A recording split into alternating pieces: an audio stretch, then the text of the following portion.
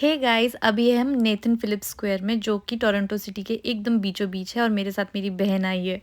ये जगह काफ़ी ज़्यादा फेमस है because of its architectural grandeur और आप देख सकते हैं कितनी सुंदर बिल्डिंग्स है। जो सामने एक बिल्डिंग दिख रही है ना आपको, कितनी फैंसी शेप है इसकी। ये एक गवर्नमेंट बिल्डिंग है। सोचो यार, यहाँ के गवर्नमेंट एम्प्लॉइज़ कितनी सुंदर बिल्डिंग्स में काम करते हैं। और वैसे भी जो भी इस ग्राउंड के अराउंड बिल्डिंग्स दिख रही है आपको, ये सारी बड़ी फैंसी और अलग सी है। मुझे तो बहुत अच्छी लग रही थी। और ये जो आपको सामने बिल्डिंग दिख रही है जिसमें क्लॉक भी है, ये इनका ओल्ड पार्लियामेंट है।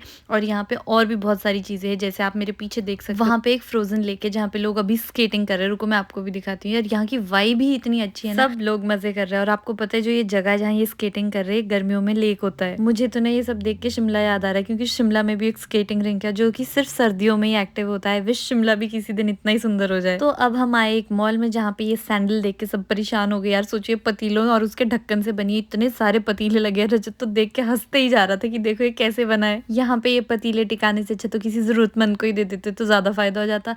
फिर उसके बाद मैं वॉशरूम आई और यहाँ पे मैं हाथ धो ही रही थी कि मैंने एक चीज़ देखी और मैं देख के हैरान हो गई कि यार वॉशरूम में ऐसा कैसे हो सकता है। सिर्फ मैं ही ये देख के हैरान हो रही थी, बाकी सब नॉर्मल थे। और मैंने देखा कि कोई वॉशरूम में अपना पेट लेके आया। मेरी इमेजिनेशन के लिए तो ये भी बहुत बड़ी बात है कि कोई मॉल के अंदर अपना पेट लेके आएगा और ऊपर से वॉशरूम के अंदर देखने को मिल रहा है। मैं तो परेशान ही हो गई थी आई स्वेयर इसे देख के। फिर मैं समझ गई कि ये यहाँ के लिए नॉर्मल बात है। फिर से मैं हाथ धोने लग गई और हाथ धोते धोते मैंने एक और नई चीज़ क्या देखी कि यहाँ पे नलके के साथ ही हैंड ड्रायर लगे हुए थे, जिसको देख के मैं तो बड़ी हैरान हुई, क्योंकि मैंने ये चीज़ लाइफ में पहली बार देखी। बट मैंने टेक्नोलॉजी का बढ़िया से फ़ायदा उठाया, अपने हाथ सुखा दिए। मुझे तो बहुत अच्छा लगा। आपने ये टेक्नोलॉजी क्या पहले देखी है, मुझे ज़रूर बताना। और फिर गए हम एक जगह जिसका नाम है इटली। ये जगह ना काफ़ी फेमस है, इसलिए रोहिंदी और सार्थक जीजू काफ़ी टाइम से हमें यहाँ लाना चाह रहे थे। और तो जैसे ही हमने एंटर किया, मैंने देखा पैन्स लटकाए हुए थे ऊपर सीलिंग से। मुझे तो बहुत हंसी आई ये देख के, क्योंकि काफ़ी अलग सी चीज़ थी ये। और फिर यहाँ का इंटीरियर कुछ इस तरह का था। और ये जगह भी काफ़ी बड़ी है जहाँ पे वेराइटी ऑफ चीज़ मिलेगा आपको। मतलब जहाँ तक नज़र जा रही है वहाँ तक चीज़ देखने को मिलेगा। ये ऊपर मीट टंगा है, मुझे तो इसकी स्मेल बहुत बुरी लग रही थी। फिर हम बेकरी सेक्शन में आ गए। यहाँ तरह तरह की पेस्ट्रीज़ थी। फिर यहाँ पे पिज़्ज़ाज़ बन रहे थे और ये पिज़्ज़ा बहुत बड़े बड़े थे। और क्योंकि ये रोहिंदी की इंडस्ट्री है, फूड इंडस्ट्री, तो इसे ये सब दिखाने में बहुत मज़ा आ रहा था। और मैंने खुद भी अपनी बीटेक फूड टेक्नोलॉजी में की है, इसलिए मुझे ये सब देखने में बहुत ज़्यादा मज़ा आ रहा था। तो रोहिंदी ने मुझे दिखाया जो बड़े बड़े पिज़्ज़ाज़ है, इनको ये स्लाइसेस में रखते हैं। अगर किसी को छोटा पोर्शन भी लेना है तो ये छोटा पोर्शन भी ले सकते हैं। और बार बार रोहिंदी पीछे मुड़ के देख रहे थे कहीं मैं गायब तो नहीं हो गई हूँ।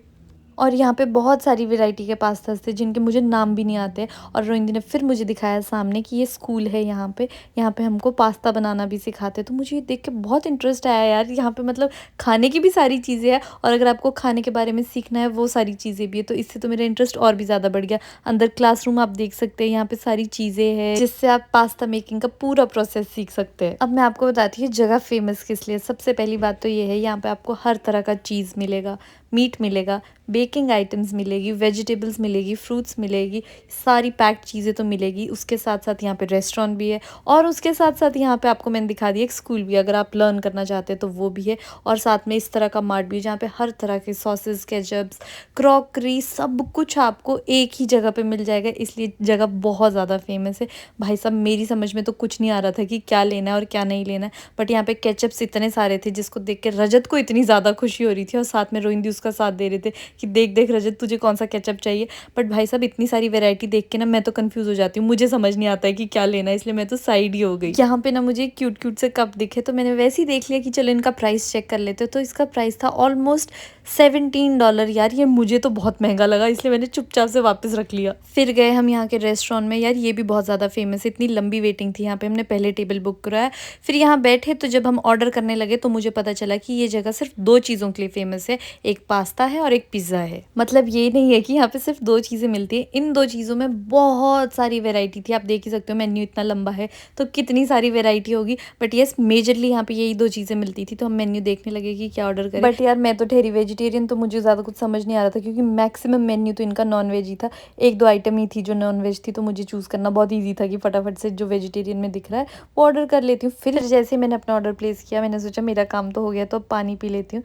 तो जैसे मैं पानी पीने लगी ना, तो मैंने क्या देखा, पूरे टेबल पे नज़र घुमाई तो देखा सबके पानी के गिलास के साथ एक एक वाइन का गिलास रखा हुआ था। यहाँ पे तो वाइन पानी जितनी कॉमन है। फिर ना जहाँ मैं बैठी हुई थी वहाँ से मैं सामने देखने लगी, तो वहाँ पे एक ग्लास लगा हुआ था जहाँ पे हमको ये दिख रहा था कि हमारा पिज़्ज़ा कैसे बन रहा है। यार मुझे बड़ा अच्छा लगा, वरना यूजली स्क्रीन्स पे लगा होता है या कहीं ऐसे लगा होता है। ये तो सिंपल था कि शीशा लगा दिया, उसमें रिफ्लेक्ट होकर हमको दिख रहा है कि हमारा पिज़्ज़ा कैसे बन रहा है। तो मेरा पहला ऑर्डर आया जिसके ऊपर ये चीज़ था और एक ब्रेड थी। बट यार ये ब्रेड इतनी ज़्यादा हार्ड थी ना, मेरी समझ में नहीं आया क्या गया था और ये डिश आप विश्वास करोगे $20 की थी।